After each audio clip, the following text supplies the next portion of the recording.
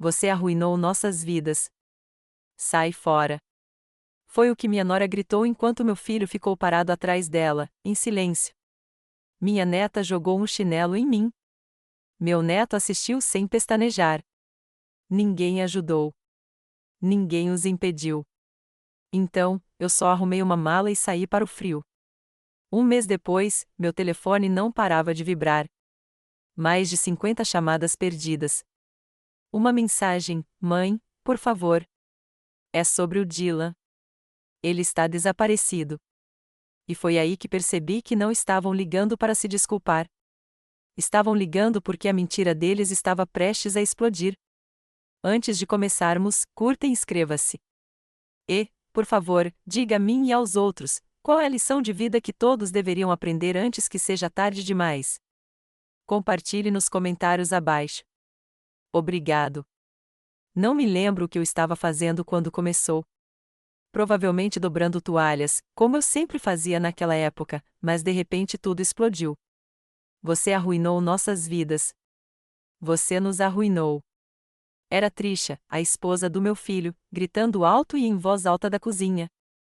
Aí Kayla, a filha deles de 22 anos, minha neta, gritou bem em cima dela. Você tinha que abrir a boca, porra. E aí Simone, a irmã mais nova da Trisha, descansando na sala como se morasse ali. Bem, fala alguma coisa, véi. Tá orgulhosa de si mesma? Saí para o corredor, ainda segurando uma das camisetas do Martim, meu filho, o único filho que criei, e vi todos eles em fila, como se tivessem ensaiado. Trisha estava de robe de seda e chinelos, com o rosto vermelho, segurando alguns papéis que eu não reconheci. Martim estava atrás dela, de braços cruzados, boca fechada, como sempre fazia quando as coisas ficavam feias. Ele não me defendeu. Nunca me defendeu. O que eu fiz? Perguntei, sem nem levantar a voz. Meu coração batia forte, mas fiquei parada. Kayla riu, maldosa e ríspida. Não banque a idiota. Você falou e agora estamos ferrados. Olhei para Martim. Ele desviou o olhar. Trisha se aproximou. Tudo que construímos, se foi. Porque você não consegue calar a boca num telefonema. Eu realmente não sabia o que eles queriam dizer. Eu não tinha contado nada a ninguém. Não sobre eles. Não fofoquei. Nem saí de casa. Fiquei na minha, como eles sempre quiseram. Se você quiser gritar comigo, tudo bem, eu disse, mais baixo do que me sentia. Mas pelo menos me diga por que estou sendo punida. Simone cruzou os braços. Ah, ela quer uma explicação agora. Ela quer uma conversinha.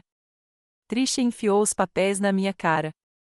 Você ao menos tem noção do que disse sobre os empregos do Martim para as pessoas que denunciam essas coisas? Meu estômago embrulhou. Lembrei-me do telefonema da semana anterior. Consultório médico. A mulher tinha perguntado sobre a renda familiar. Eu disse que Martim às vezes fazia bicos, mesmo sendo aposentado por invalidez. Não quis dizer nada de ruim, apenas uma conversa fiada. Eu não sabia que isso. Não, Martim me interrompeu, finalmente falando. Você não pensou. Esse sempre foi o seu problema. Dei um passo para trás. Meus dedos estavam ficando dormentes. No final do corredor, Dylan, meu neto de 17 anos, irmão mais novo de Kayla, estava meio escondido nas sombras, com fones de ouvido. Ele não disse nada, não se moveu, apenas observou. Kayla pegou algo da mesa, um chinelo, e o jogou na parede atrás de mim. Você já causou estrago suficiente, ela disparou. Saia daqui. Trisha assentiu, como se já estivesse decidido. Você não vai passar mais uma noite nesta casa. Caminhei lentamente até o meu quarto. Ninguém me impediu. Coloquei a camiseta dobrada na bolsa, peguei apenas o que precisava, um casaco, minha bolsa, meus comprimidos, e deixei o resto. Enquanto fechava a mala, ainda os ouvia conversando, planejando, desabafando, comemorando. Simone disse algo como: demorou bastante. Voltei pelo corredor e passei por Dylan. Ele não se mexeu. Abri a porta da frente. O ar estava frio, mas não importava. Saí.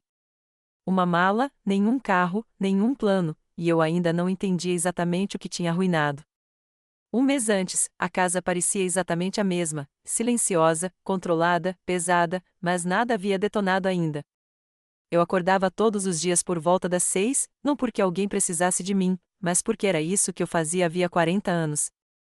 Eu fazia café, dobrava as toalhas que Trisha deixava na secadora durante a noite e limpava os balcões antes que alguém se mexesse. Ninguém me pedia para fazer isso, e ninguém me agradecia. Esse era o ritmo. Dylan passava pela cozinha por volta das 7, sem tirar os olhos do celular. Kayla nunca aparecia antes das 10, geralmente reclamando de alguma dor de cabeça ou de um trabalho que não queria fazer.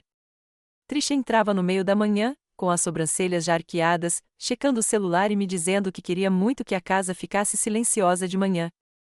Eu sempre tentava ficar invisível. Essa era a regra, mesmo que nunca fosse dita em voz alta. Martin trabalhava à noite às vezes não. Parei de fazer perguntas sobre isso anos atrás. Houve períodos em que ele ficou em casa por semanas, alegando dores nas costas ou problemas com a papelada. Tudo o que eu sabia era que a tensão entre ele e Trisha piorava cada vez que o dinheiro acabava. Eu não perguntava porque sabia que perguntar me transformaria em um problema. Meu quarto era tecnicamente o quarto de hóspedes, enfiado nos fundos, perto das máquinas de lavar. Sem janela, apenas uma saída de ar que fazia barulhos estranhos à noite. Minhas coisas estavam empilhadas em caixas de plástico porque o armário já estava cheio dos casacos de inverno da Trisha e dos sapatos extras da Kayla. Eu tinha uma gaveta da Comoda só para mim. Não reclamei. Disse a mim mesma que me deixariam ficar ali. Já chega. Simone começou a aparecer mais por volta dessa época. Ela não morava lá, mas era como se tivesse morado. Sempre entrando sem bater. Sempre se servindo do café que eu comprava. Sempre fazendo comentários como, ainda por aí, hein, Evei? Trisha nunca a impedia. Marty nunca percebia. Simone tinha um jeito de me fazer sentir como uma invasora na casa do meu filho. Ela folheava a correspondência no balcão como se fosse dela ou colocava os pés na mesa enquanto assistia à TV, Kayla amava. Elas eram como irmãs, ainda mais do que Trisha e Simone. A casa parecia uma irmandade da qual eu não tinha permissão para participar. Certa manhã, eu estava fazendo uma torrada quando Simone entrou, usando o hobby da Trisha como se fosse a dona do lugar. Ela serviu o café e se apoiou no balcão. Ei, Evei, disse ela, doce como vinagre. Você tem falado com alguém na clínica ultimamente? Perguntei, surpresa. Só com uma seguradora. Por quê? Ela deu de ombros. Só curiosidade. Eles sempre fazem perguntas intrometidas, não é? Assenti. Perguntaram quem mora aqui. Renda, o de sempre. Ela deu um sorriso largo. Espero que você não tenha dito nada que eles pudessem distorcer. Governo é complicado assim. Lembro-me de franzir a testa, mas deixar para lá. Não pensei duas vezes. Naquele dia, voltei a dobrar roupa, limpar balcões, ficar fora do caminho. Mas algo no jeito como Simone me olhava permanecia, como se ela soubesse de algo que eu não sabia, como se tivesse acabado de plantar algo e estivesse esperando crescer. Era uma manhã de terça-feira, daquelas em que nada parece urgente. Eu estava na cozinha dobrando guardanapos quando meu celular tocou. Uma daquelas ligações de rotina para acompanhamento médico.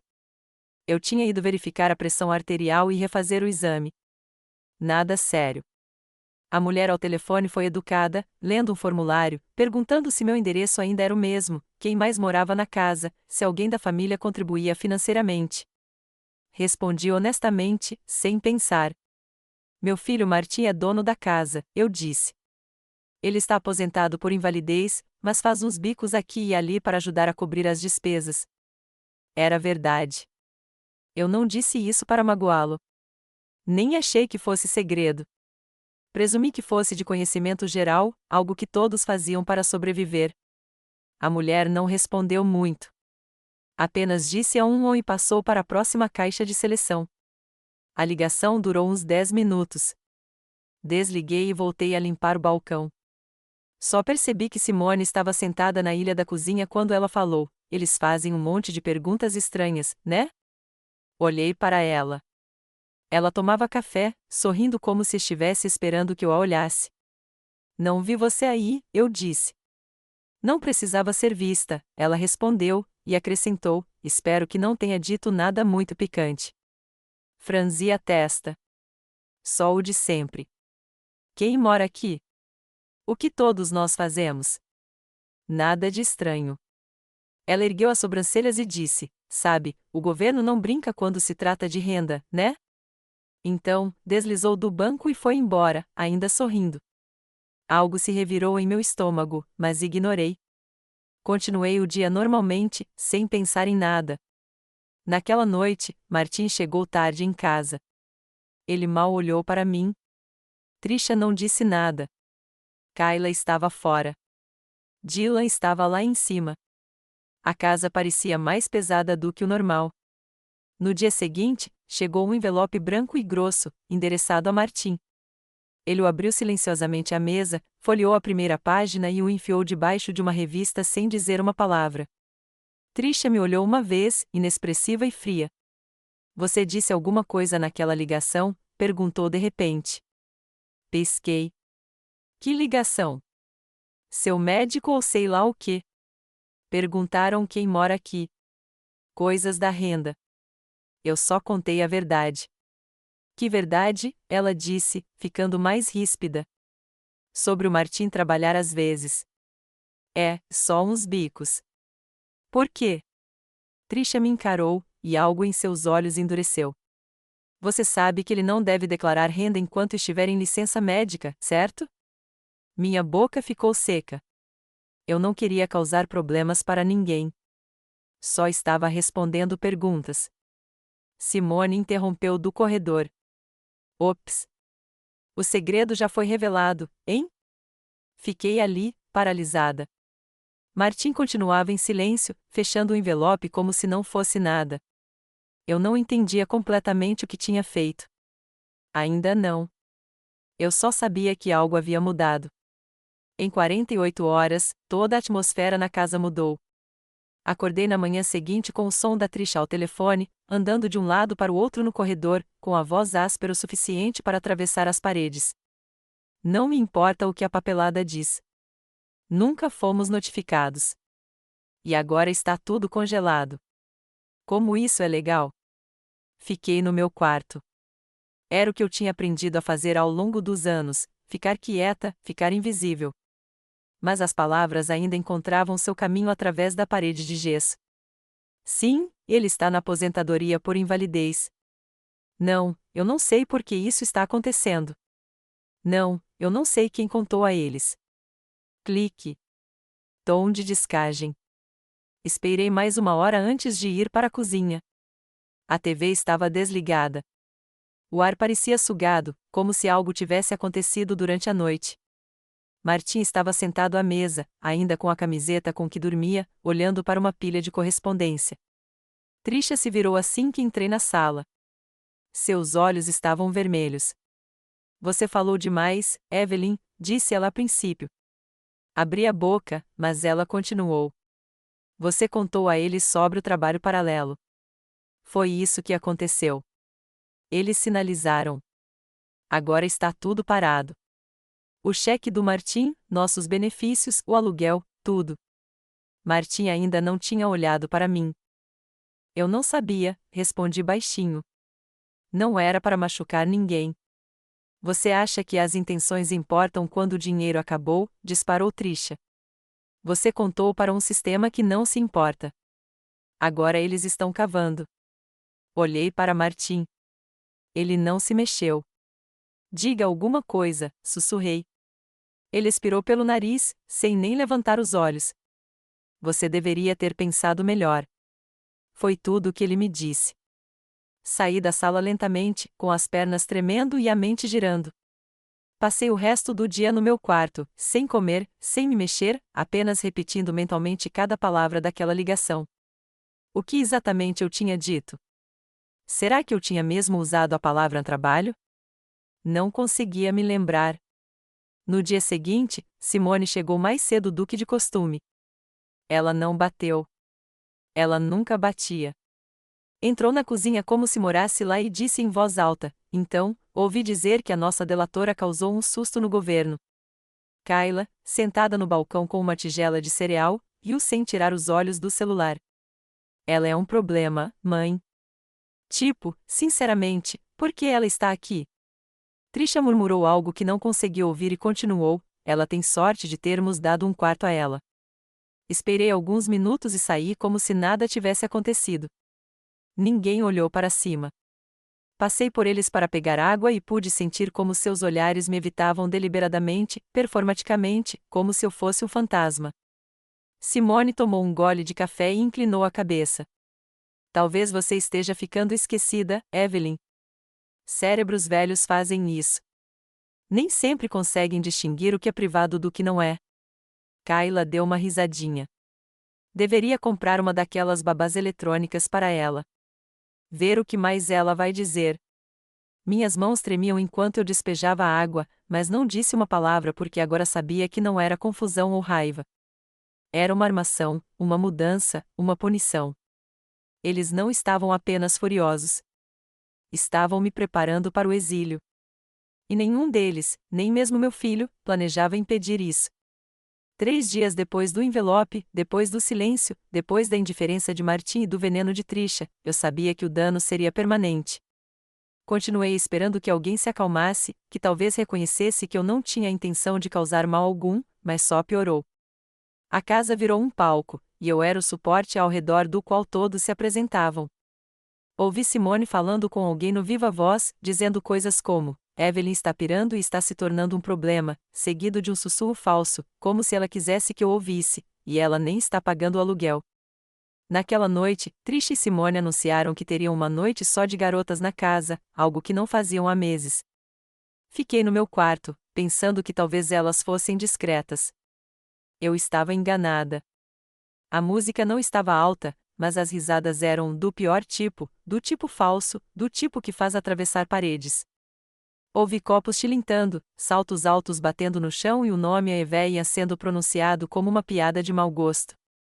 Tentei ignorar até ouvir a voz de Kayla gritar: espere, espere. Deixe-me fazer a imitação, seguida por uma voz esganiçada e irônica: bem, o governo me perguntou, então contei tudo sobre meu filho trabalhador. Risadas estrondosas. Simone acrescentou: não se esqueça da parte em que ela diz: eu não sabia que não era para fazer isso. Mais gargalhadas. Trisha gritou: meu Deus, isso é real demais. Sentei na cama, paralisada, com os olhos fixos na porta como se ela pudesse se abrir de repente. Parecia bullying de colégio, só que dessa vez eu era uma senhora idosa e era minha própria família. Minhas mãos se apertaram com tanta força que deixei pequenas marcas de unhas nas palmas. Aí veio a pior parte. A voz de Kayla, rindo: será que a gente devia facilitar e botar ela pra fora? Tipo, por quanto tempo vamos fingir que ela não é um parasita? Simone interrompeu. Pressione. Eu digo que a gente vai fazer ela ir embora sozinha. Assim, ninguém precisa se sentir mal. Plantem as sementes. Deixem ela fazer as malas. Trisha finalizou com uma risada fria e disse: ah, querida, as sementes já estão plantadas. Eu não chorei. Não saí furioso. Apenas fiquei sentado em silêncio, ouvindo-os rir. Senti que estava encolhendo a cada segundo, me dissolvendo no nada na mesma casa que ajudei a pagar quando Martin tinha 22 anos, estava falido e implorava por ajuda. Eles não queriam que eu fosse embora. Queriam que eu estivesse quebrado o suficiente para ir embora. Na manhã seguinte, ninguém mencionou a festa. Nenhuma palavra. Sorriram enquanto tomavam café. Kayla usava óculos escuros no café da manhã. E Simone já estava mexendo no celular quando saí para tomar chá. Foi tudo uma encenação. E finalmente entendi que não era sobre o que eu tinha dito naquela ligação. Era só a desculpa. Eles queriam que eu fosse embora há muito tempo. Estavam só esperando o momento certo para fazer parecer que era minha culpa. A noite em que fui embora não foi dramática. Não houve um grito final, nem um prato quebrado, nem alguém agarrando meu braço e implorando para que eu ficasse. Foi pior do que isso. Foi silencioso, planejado e intencional, Como se todos naquela casa tivessem concordado silenciosamente que eu não pertencia àquela casa, e agora estivessem apenas esperando que eu aceitasse. Trisha tinha feito frango naquela noite, e ninguém me ofereceu um prato. Kayla passou por mim como se eu fosse um abajur. Simone estava sentada à mesa de jantar, bebendo vinho, rindo de um meme no celular, enquanto suas pernas descansavam na cadeira onde eu costumava sentar. Ninguém falou comigo. Ninguém me reconheceu. A mensagem era clara: você não é mais bem-vinda aqui. Comi 2 biscoitos e meia banana no meu quarto, com as luzes apagadas e a TV no mudo, só para ouvir um barulho de fundo que não era deles. Por volta das 9, saí para colocar minha caneca na pia. Martim estava sentado no sofá, de braços cruzados, olhando para a TV como se ela lhe devesse alguma coisa. Eu disse o nome dele. Ele não se virou. Martim, repeti. Podemos conversar um segundo? Nada. Trisha saiu da lavanderia, me viu e disse: ainda está aqui? Era isso, sem sarcasmo, sem voz alterada, apenas um reconhecimento frio de que eu existia, e isso a irritava. Simone riu baixinho. Kayla desceu as escadas de chinelos, me viu e fez uma careta como se tivesse sentido o cheiro de podre. Não fique por perto, murmurou. Aquele era o momento, não porque fosse a pior coisa que me disseram naquela semana, mas porque era a última camada de fingimento. Eles não estavam mais escondendo. Virei-me, caminhei pelo corredor e fechei a porta atrás de mim sem fazer barulho. Levei um tempo para arrumar as malas. Eu não tinha muita coisa, apenas algumas mudas de roupa, meu álbum de fotos, meus comprimidos, um pequeno envelope com dinheiro para emergências que eu guardava dentro de um par de meias. Dobrei tudo direitinho. Verifiquei as gavetas 2 vezes. Deixei a chave reserva na escrivaninha. Não deixei um bilhete.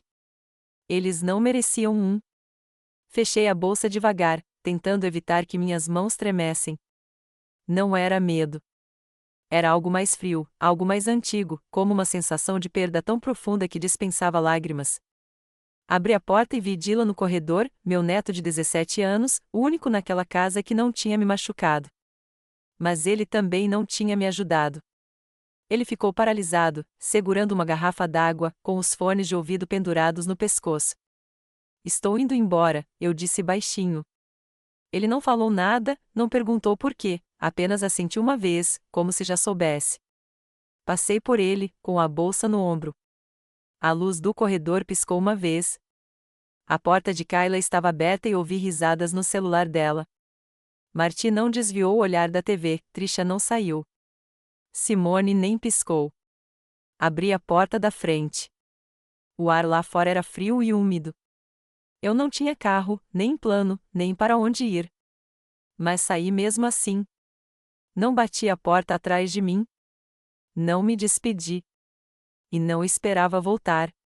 O lugar que encontrei não era grande coisa, um estúdio de um cômodo só atrás de um salão de beleza, com paredes finas como papel e uma fechadura que emperrava toda vez que eu tentava girar a chave. Mas era meu e, mais importante, era silencioso. Paguei a primeira mensalidade em dinheiro e não deixei meu nome. O proprietário não fez perguntas. Os únicos móveis eram uma cama de estrutura metálica, um criado mudo com uma gaveta emperrada e uma comoda lascada que pendia para a direita, como se tivesse desistido. Desfiz as malas lentamente, colocando minhas roupas dobradas na gaveta de baixo e meu álbum de fotos embaixo da cama. Colei um pequeno bilhete acima da pia: respire. Você não está mais aí. No começo, não fiquei com medo, só cansado. Fazia mingau instantâneo todas as manhãs, assistia a reprises de programas de TV em volume baixo e ouvia os vizinhos gritarem sobre bilhetes de loteria e horários de lavanderia. Era estranho como a paz parecia barulho quando você não a ouvia há tanto tempo. Nos primeiros dias, meu celular ficou em silêncio, e eu fiquei grata. Sem mensagens, sem ligações, sem gentilezas falsas da Trisha, sem remorsos do Martim. Eu dizia a mim mesma que era isso que eu queria, o que eu precisava: desaparecer, respirar. Mas o silêncio tem um jeito de se tornar cruel quando se prolonga por muito tempo. No final da segunda semana, me peguei olhando para o celular com um pouco de frequência, abrindo a lista de contatos e passando o mouse sobre o nome do Dylan, depois fechando novamente. Nunca mandei mensagem para ele. Não queria arrastá-lo para nada. Ele tinha se mantido fora da confusão. Ou assim eu pensava. A primeira chamada perdida aconteceu numa manhã de domingo. Eu estava servindo chá quando a tela acendeu. Martim, fiquei olhando, deixei tocar e virei o telefone. 5 minutos depois, Trisha, depois Kayla, todas em sequência. Não atendi nenhuma delas. 1 hora se passou. Outra ligação, desta vez de um número que eu não reconheci. Depois, 2 mensagens de voz. Não as verifiquei. Ainda não. Naquela noite, desliguei o telefone e o enterrei debaixo de uma toalha. Na manhã seguinte, foi pior: 10 chamadas perdidas, 3 mensagens de voz, 2 mensagens de texto, ambas do Martim. A primeira dizia: precisamos conversar. É sobre o Dylan. A segunda não disse nada além de uma palavra: por favor. Aquela me paralisou. Sentei-me na beira da cama, com o telefone no colo, o coração disparado. Fosse o que fosse que estivesse acontecendo, eles não estavam ligando para se desculpar. Precisavam de algo de mim, depois de tudo. Me forcei a ouvir uma mensagem de voz. Era a voz da Kayla, mas diferente dessa vez, trêmula, aguda, rouca. Vovó, por favor. Ele está desaparecido. O Dylan sumiu. Não conseguimos encontrá-lo. Ligue de volta se souber de alguma coisa. Certo. Meu corpo inteiro travou. Repassei a cena 3 vezes. Desaparecido. Desaparecido. Minha mente enlouqueceu, percorrendo cada possibilidade, cada canto escuro, cada rua por onde ele pudesse estar vagando. Eu não tinha falado com ele, não tinha entrado em contato, nem perguntado como ele estava depois que eu fui embora.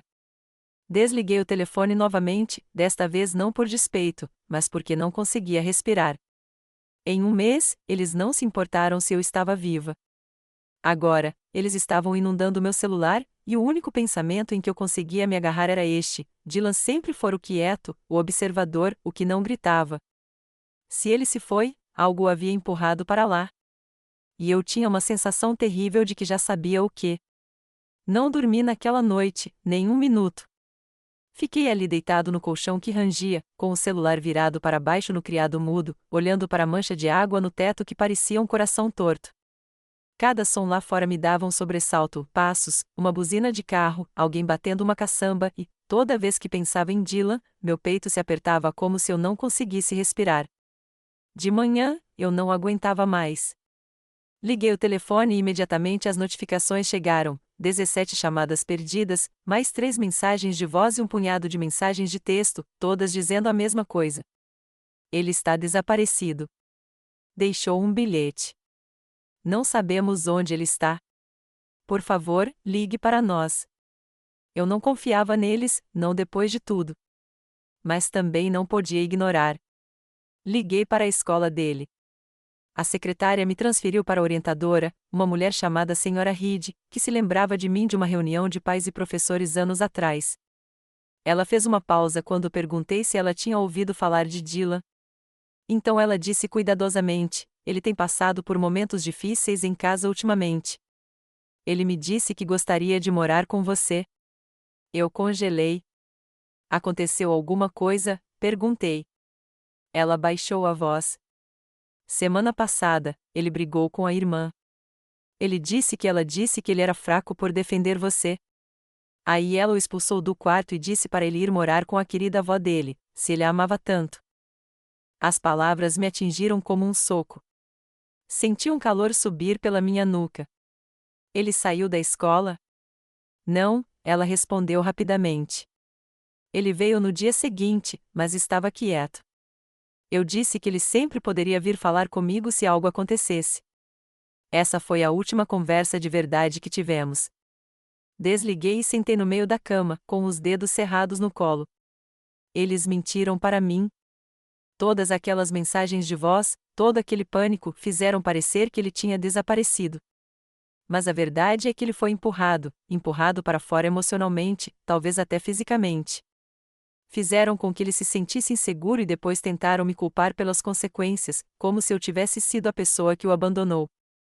Meu telefone tocou de novo. Trisha.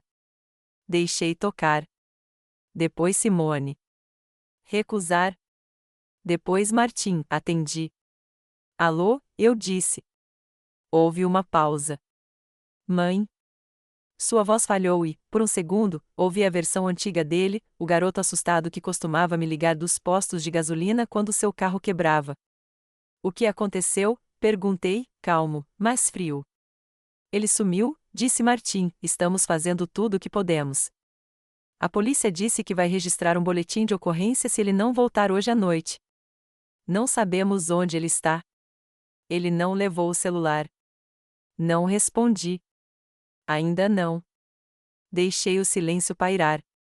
Achamos que talvez ele tenha vindo até você, acrescentou. Por que ele faria isso? Perguntei. Outra pausa. Porque você é a única pessoa de quem ele ainda fala como se confiasse. Essa caiu. Eu não disse nada.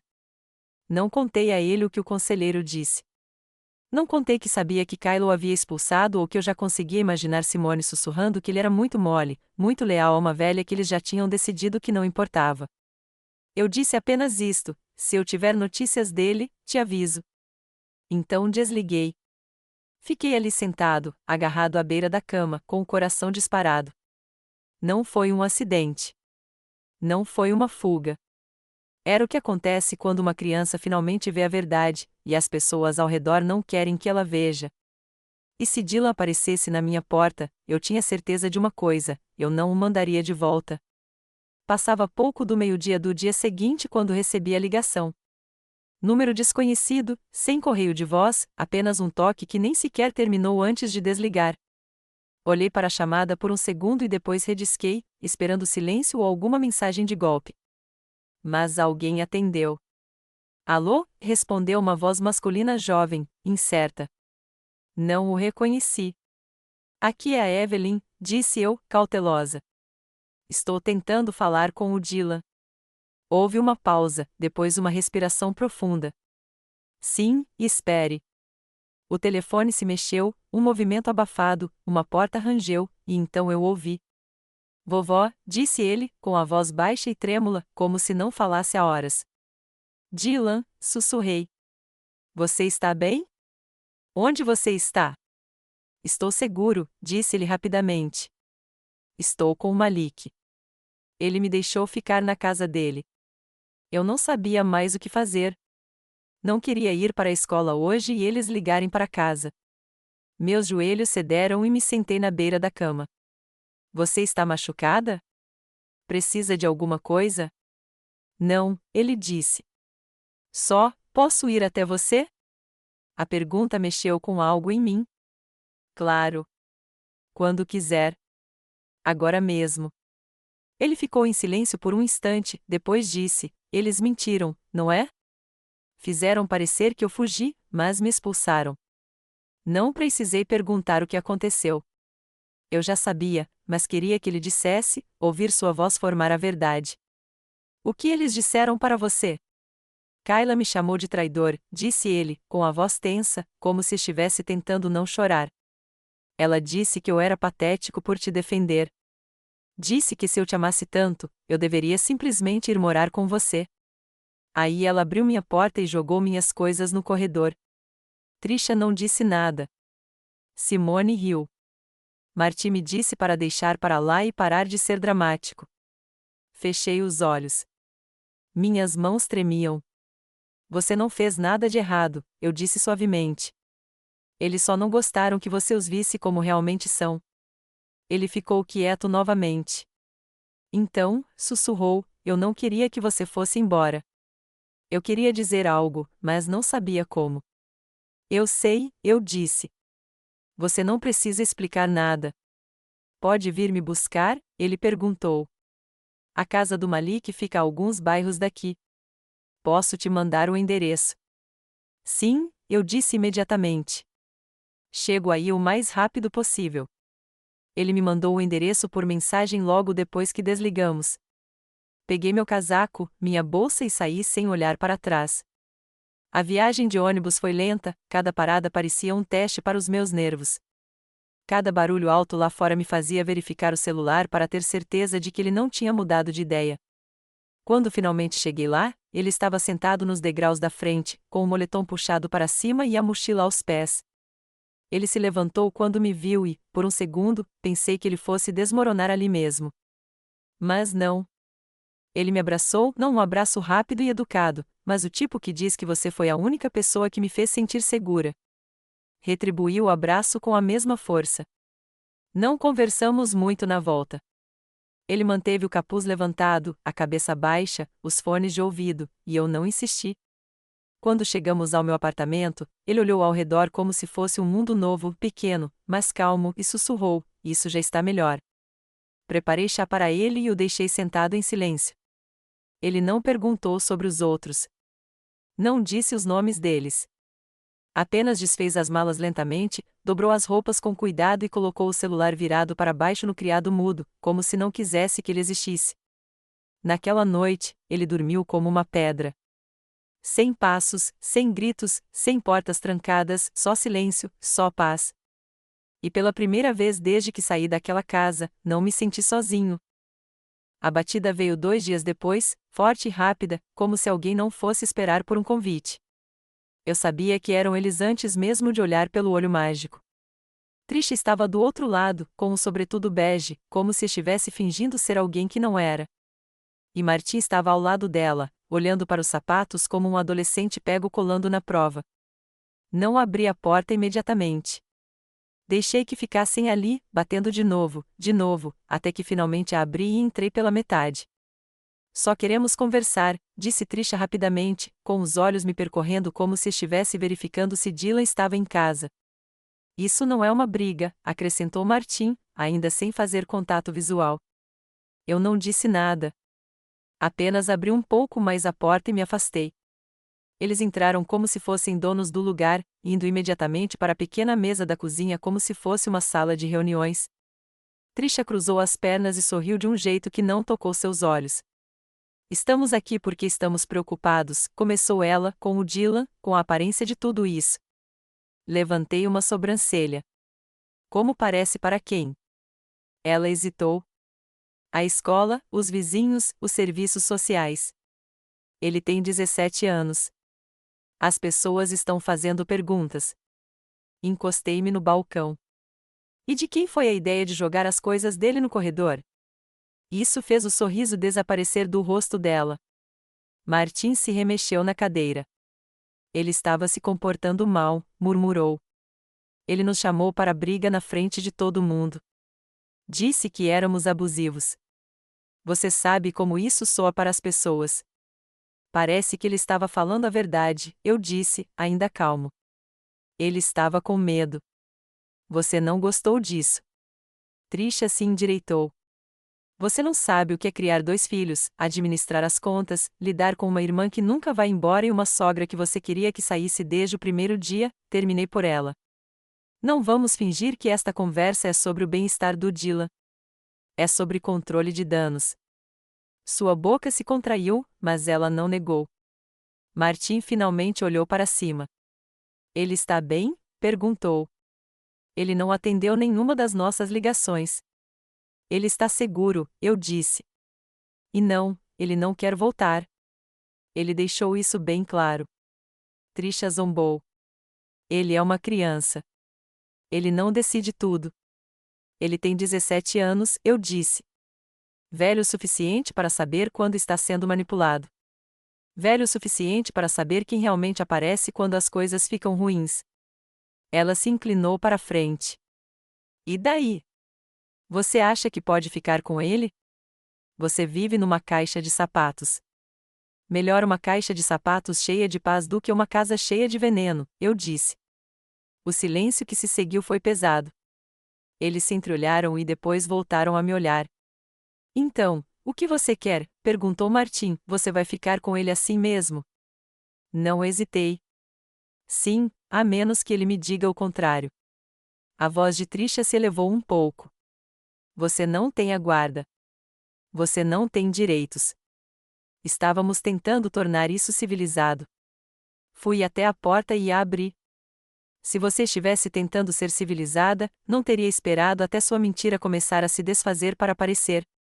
Dylan não é seu escudo. Ele não é sua equipe de limpeza. Ele é um garoto que você quebrou porque ousou se importar com alguém que você decidiu que não importava. Nenhum dos dois se mexeu. Se ele quiser falar com você, ele vai te avisar. Até lá, não volte. Eles se levantaram lentamente. Trisha lançou um olhar furioso, como se quisesse dizer mais alguma coisa, mas, pela primeira vez, não disse. Martin assentiu uma vez, depois se virou e a seguiu para fora. Tranquei a porta atrás deles. Dylan saiu do banheiro alguns minutos depois. Ele não perguntou quem era. Apenas olhou para mim e disse: "Você contou a eles?"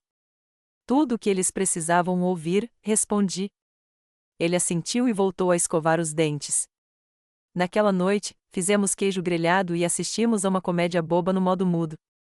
Nenhum de nós riu muito, mas foi tranquilo. Era a nossa história, e pela primeira vez, eu não sentia que estava vivendo a história de outra pessoa. Eu finalmente estava vivendo a minha. Na manhã seguinte, marquei uma consulta no Centro de Assistência Jurídica Familiar, caminhei até lá com meus documentos em uma sacola de compras reciclada e sentei em uma cadeira de plástico por quase uma hora enquanto Dylan ficava em casa fazendo seus deveres de casa na minha pequena mesa da cozinha. Quando finalmente me chamaram, encontrei uma mulher chamada Sra. Arlo, de 40 e poucos anos, eficiente e objetiva, que fez o tipo de perguntas que eu nunca tive coragem de responder em voz alta antes. Ele foi abandonado, sofreu agressões físicas, teve acesso à escola ou à alimentação negado. Contei tudo a ela com cuidado, honestidade, sem drama. Contei como ele tinha sido alvo emocional, expulso, como eu tinha mensagens de voz e mensagens de texto, como um orientador escolar tinha confirmado que ele não se sentia seguro. Até mostrei a ela os registros de chamadas e as postagens que Kayla fez nas redes sociais na noite em que saí, incluindo aquela com a legenda risonha: "Finalmente expulsamos o parasita." A expressão da Sra. Arlo não mudou muito, mas percebi como ela começou a tomar notas mais rapidamente. "Você não é o tutor legal dele", disse ela. "Mas, com base no que me mostrou, podemos entrar com um pedido de guarda temporária de emergência." Meu estômago se revirou. "Vai dar certo?" "Depende do juiz", respondeu ela. "Mas vai forçar uma audiência." E com base nisso, ela tocou nas mensagens impressas: "Você está em terreno sólido." Saí daquele escritório com a papelada na bolsa e as costas um pouco mais eretas do que nas últimas semanas. Quando cheguei em casa, Dylan estava sentado exatamente onde o deixei, com fones de ouvido e um prato de torrada ao lado. Ele olhou para cima e sorriu: "Só um pouquinho, só o suficiente." Contei o que fiz, e ele assentiu, como se já soubesse que eu faria isso. "Você não precisa lutar contra eles", disse ele. "Eu não vou voltar para lá." "Não vou lutar contra eles por eles", eu disse. "Estou fazendo isso para que ninguém possa te tirar de onde você finalmente está segura." A semana seguinte passou lentamente. Esperei pela data da audiência, limpei obsessivamente, cozinhei mais do que qualquer um de nós conseguia comer. Dylan começou a dormir melhor. Ele brincava um pouco mais, sentava-se mais perto, não se mexia quando o vizinho batia a porta com muita força. Certa noite, ele me mostrou um desenho que fez para a aula de arte, apenas lápis sobre papel, um pequeno apartamento com luz entrando pela janela e duas cadeiras à mesa. Era exatamente igual ao meu apartamento. Não chorei, mas guardei o desenho debaixo do travesseiro por dias. A audiência finalmente chegou. Não foi dramática, nada de discursos no tribunal, nada de bater de martelo. Apenas um juiz, dois advogados e uma pilha de provas. Martin não apareceu. Trisha apareceu, mas mal falou. O advogado dela tentou alegar que eu manipulei Dylan, mas o juiz leu as mensagens de texto, as mensagens de voz, a carta do orientador escolar. Ele ouviu. Olhou para mim, depois para Dylan, depois para Trisha e então assinou a ordem. Guarda temporária concedida. Saí daquele tribunal segurando a mão do Dylan, como se ele tivesse 5 anos de novo, não 17. Não dissemos nada no caminho para casa. Não precisávamos. Quando entramos, preparei o jantar, macarrão com queijo com manteiga de verdade, não daquelas em pó. E comemos sentados no chão, porque ainda não tínhamos uma mesa de verdade. E não importava, porque naquela noite eu sabia que ninguém poderia tirá-lo de mim. Ninguém poderia nos silenciar novamente. E a família que um dia usou a culpa e o poder para me manter pequena tinha acabado de perder a única pessoa que me enxergava com clareza. Não se tratava de vingança. Tratava-se de garantir que o ciclo terminasse comigo. Já faz 2 meses que o tribunal me concedeu a guarda temporária. E, nesse tempo, nenhuma pessoa daquela casa bateu à minha porta novamente. Nenhuma ligação, nenhuma mensagem de voz, nenhuma Simone, nenhuma Kayla, nenhuma Trisha aparecendo com desculpas falsas. Até o Martim ficou fora. A princípio, pensei que talvez estivessem se reagrupando, planejando alguma resistência legal, mas o silêncio permaneceu. E percebi o porquê, porque não perderam Dylan por acidente. Eles o abandonaram no momento em que ele deixou de ser útil. Ele não era mais o menino de ouro deles, o pequeno e obediente amortecedor deles. Ele era meu agora, não como se possui alguém, mas como alguém que escolhe ficar ao seu lado quando todos os outros mandam embora. Nosso apartamento ainda é pequeno, ainda é barato, ainda é barulhento por causa do salão de beleza lá embaixo. Mas agora há quadros na parede, os desenhos do Dylan, listas de compras coladas na geladeira e 2 cadeiras à mesa em vez de uma. Eu preparo o café da manhã, e ele come de verdade. Ele faz a lição de casa no sofá enquanto eu tricoto, leio ou rego a planta artificial perto da janela que eu sempre esqueço que não é de verdade. Rimos às vezes, não todos os dias, mas o suficiente para lembrar como é se sentir seguro em seu próprio espaço. Outro dia, Dylan me perguntou se eu achava que algum dia voltaria para a antiga casa, não para morar, apenas para conversar. Contei a verdade. Eu não saí porque me expulsaram, respondi. Saí porque finalmente percebi que eles nunca iriam parar de tentar me convencer de que eu não importava. Ele não disse nada, apenas assentiu e me passou o último pedaço de torrada. Não sei como será o futuro. Não sou ingênua. Sei que a guarda temporária é só isso, temporária. Mas, por enquanto, ele está aqui comigo, escolhendo isso. E não vou deixar ninguém tirar isso dele de novo. Às vezes, tarde da noite, ainda penso no momento em que saí daquela casa, como o ar estava frio, como me senti sozinha, como me senti envergonhada, como se tivesse falhado de alguma forma. Mas agora sei que não falhei. Eu sobrevivi. Eu me adaptei. Protegi a única pessoa que me viu. E, ao fazer isso, finalmente me protegi. Disseram que eu arruinei a vida deles, gritaram como se fosse verdade absoluta. Mas a verdade é que eu não arruinei a vida deles. Eu apenas me recusei a mentir por eles. Parei de acobertá-los. Afastei-me do papel que me deram, quieta, pequena, descartável, e levei o bode expiatório deles comigo. Agora ele é apenas um garoto fazendo lição de casa em um apartamento quentinho. E eu sou apenas uma mulher fazendo chá em um quarto silencioso, finalmente sem medo da própria voz. Eu não arruinei a vida deles. Eles tentaram arruinar a minha, e falharam.